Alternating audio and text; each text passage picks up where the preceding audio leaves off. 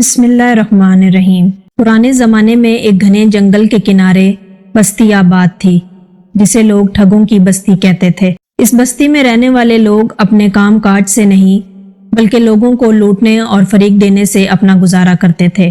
وہاں کا ہر باشندہ بچپن سے ہی چوری، دھوکہ دہی اور ٹھگی کے فن میں ماہر تھا۔ یہ بستی ایک مرکزانہ شہران کے قریب واقع تھی جہاں سے مسافر اور تاجر اکثر گزرا کرتے تھے۔ ٹھگوں کی بستی کے لوگ مختلف حربے استعمال کرتے تاکہ مسافروں کو لوٹ سکیں۔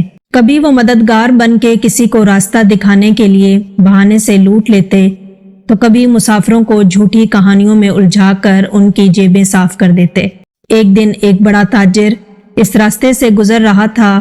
اس کے ساتھ کافی مال و دولت تھی اور وہ بڑی حفاظت کے ساتھ اپنی منزل کی طرف بڑھ رہا تھا۔ بستی کے ٹھگوں کو اس تاجر کی خبر ملی اور انہوں نے فیصلہ کیا کہ اسے لوٹنا بہت ضروری ہے کیونکہ اس کے پاس بڑی مقدار میں سونا اور چاندی ہے۔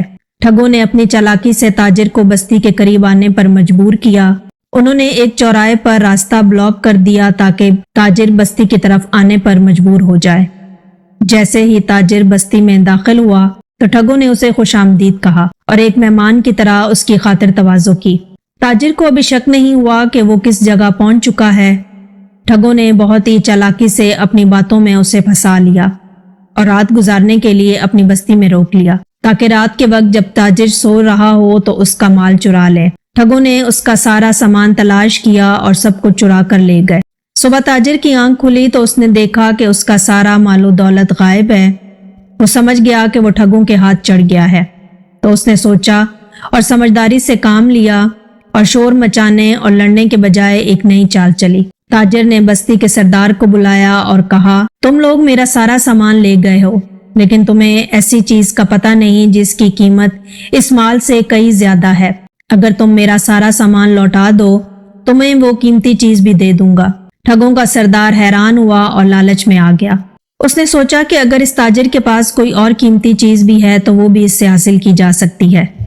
لیکن سردار نے کہا، ہم تمہارا مال واپس کریں گے لیکن پہلے بتاؤ کہ وہ قیمتی چیز کیا ہے۔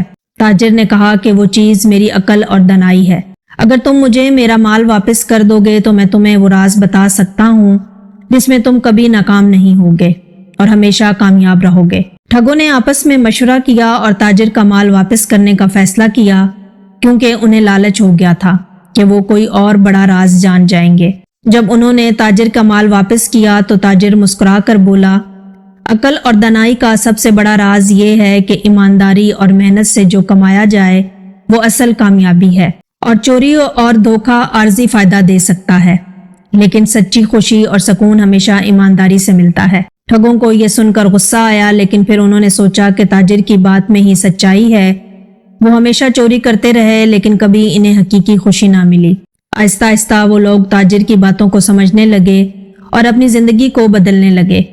یوں تاجر کی دانش مندی نے ٹھگوں کی بستی کو بدل دیا اور وہ لوگ ہمیشہ ایمانداری کے ساتھ زندگی گزارنے لگے۔